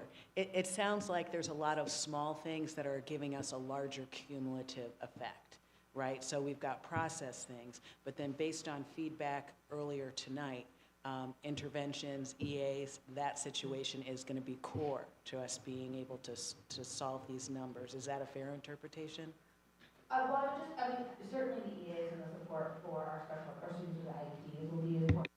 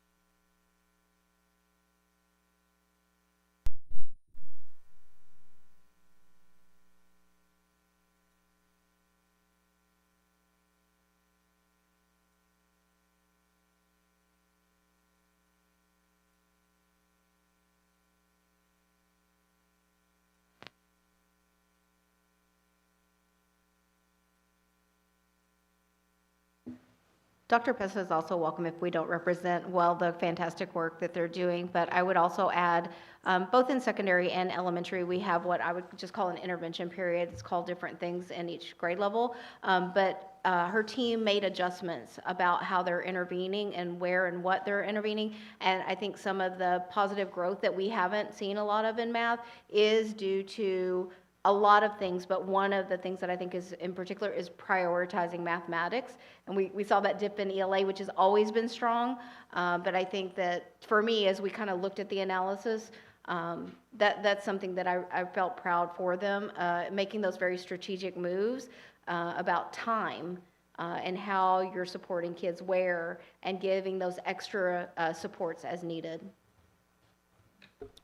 Coming from the teacher perspective, I think one thing that we can celebrate of admin all the way up is that there are schools that would have gotten those scores and said, let's start printing off some release star tests and get these kids test prepping. And that's like not what they did. And I think that that is something that the board should recognize because that could be a negative impact, I think, for students, and I think parents would agree with that. I'm so glad you shared that too, because you know, sort of a core tenet is like good instruction should lead to good, you know, and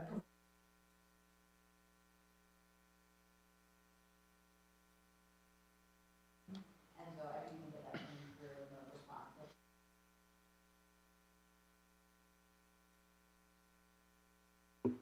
My final thought that I will share is that something that we did this year is that we have a thing called Data Day, and the administrators went first. And so they presented beginning of the year data, and they are about to present their mid-year data. So for elementary, they will be presenting their interim star data, how well they're doing, and how we're going to respond and how we're going to support. And then secondary will follow close after that. And so after the admin present theirs, then grade levels present or contents in secondary have their own day-to-day, and they are, it doesn't really sound fun, day-to-day doesn't sound fun, but it really is a great experience. NYOS is doing it for the first time. There's snacks involved, it's very supportive, it's not about passing the test, it is really about digging in, and what it does is it builds capacity in everyone, because if you're a first-year teacher, you have all these masterful teachers who are talking about what they see when they look at their class data or the group data. But even if you're a master teacher, you're picking up bits and pieces from different people, and I predict that will be very impactful to NYOS overall.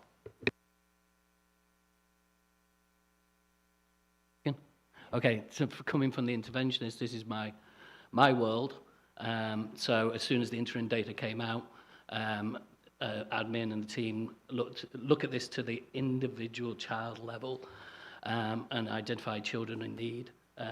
In these areas, and the classroom teachers are involved in that process, and they're targeting groups and putting things into place to really improve. So going back to your question about whether this is a good predictor, there's so much action going already in place after this data that it hopefully will not be a good predictor. It will be hopefully a really bad predictor because we will have improved so much.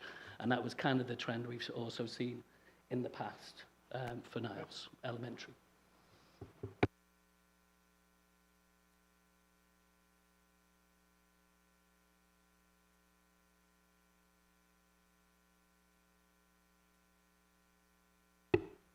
Okay, thank you. On to our Financial Oversight Committee. Hassan. I think we've got the slide in there if you want to advance. And yes, okay. So high level enrollment is relatively steady. Attendance declined a little bit, but is still ahead of our budgeted goals. And the difference that you may or may not pick up is that we measure them at different times. So Dr. Rose's update earlier was taken on a different day than this day. So we'll try to sync them up down the road. Our wait list is down a little bit, but we still have plenty of folks that are aspiring to attend. Cash is down a little bit as well, which comes down to we buy a lot of things at the beginning of the year that we then have to pay. And so luckily we worked out a payment plan to not have a huge chunk come out in the last month, but doing it over time. And then on the balance sheet side, again, as we're paying things, the balance goes down until we catch up with the state funding and get the funding come in. And we can't see the bottom, but as you heard from the audit announcements, right, NYOS is in a very good financial position. I believe even our attorney commented last time how good NYOS's financial position is compared to, some of the other districts that she sees. So it's still early, but we're tracking very well to our budget, and we project to be in a really good position at the end of the year compared to prior years.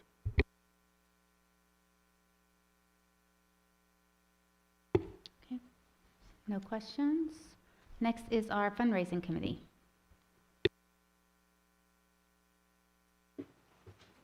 Well, I think Dr. Rosa alluded to a few things already, but you'll see from the revenue sources, we do have a lot of growth opportunities between the just about $24,000 we've raised for the NYOS fund and the goal of $500,000. So we've had wonderful conversations within the meetings to talk about opportunities for how we can raise that money, including looking at some major gifts, which is where we need to focus. I did want to just draw attention to the fact that school has done a really good job about finding spirit nights throughout the month and ways that additional funds can be raised. They're asking for the board to look at January, February, and March. So we really need 3 board members to step forward if you have some ideas about possible fundraisers and work with admin in order to help run those. You're not doing it all on your own, but coming up with the idea and putting them in contact with the appropriate people. So I think that's probably the big ask that I wanted to mention. Do you have anything else you want to say? I just wanted to highlight a few smaller things. First of all, thank you, Lisa, for leading this committee and your dedication. I want to mention that for the Mod Pizza Spirit Night in October, we raised $246.15. At the Dave & Buster's Spirit Night, which I was at and was a lot of fun, in November, we raised $310.71. We did not host a booth at the Jack Fest, and I don't think it was missed. It felt like there were thousands of booths. We really wanted to show the support by attending the PTA's Jack Fest and not focus on that as a fundraising event for us, so that it will be reciprocated when we've already had our bingo night with great success in our upcoming golf tournament. And so, again, highlighting the events that we have coming up. We anticipate stronger numbers in December because of Giving Tuesday, because of Barnes & Noble, and the Pop Stroke Spirit Night. And then just want to encourage the board, it's not too late to contribute to Giving Tuesday today. Thank you. Question, and I should know this, but I don't. What was the budgeted amount for fundraising? Because I know we have $330,000 for local funds in the budget, and I thought, was it 100 and a quarter for fundraising in the budget?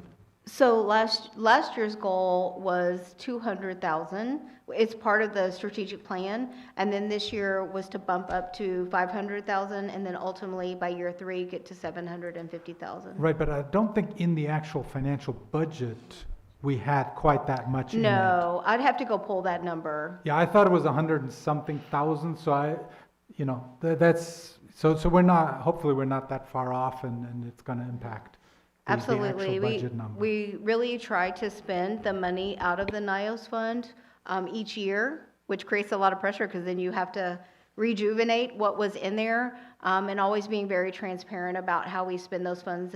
For example, last year we bought technology, and we doubled the amount of labs in secondary. So making sure that we're supporting always the classroom and classroom teachers. And I just want to mention that April 2nd is the golf tournament. So having that, I know we've got busy schedules, but to have that on your calendars. Okay, thank you. Thanks, Lisa. Next item in our agenda is item 10. Discuss agenda items for our January 13th meeting. Right now I have policies. We may have some policies. We may be voting on a new committee, board committee. I believe we need to approve the audit report that we heard tonight, so we'll officially approve that. Student handbook, possible approval of that. And then the HRS survey for staff and students. And then the secondary interim star, is that, we'll be looking at that as well? Yes. Okay. That's what I have. Is there anything else that y'all can think of? Okay. Well, if you do, let me know, but as of right now, I entertain a motion to adjourn. Jess? Second. Ben, all in favor? Okay, unanimous. We are adjourned at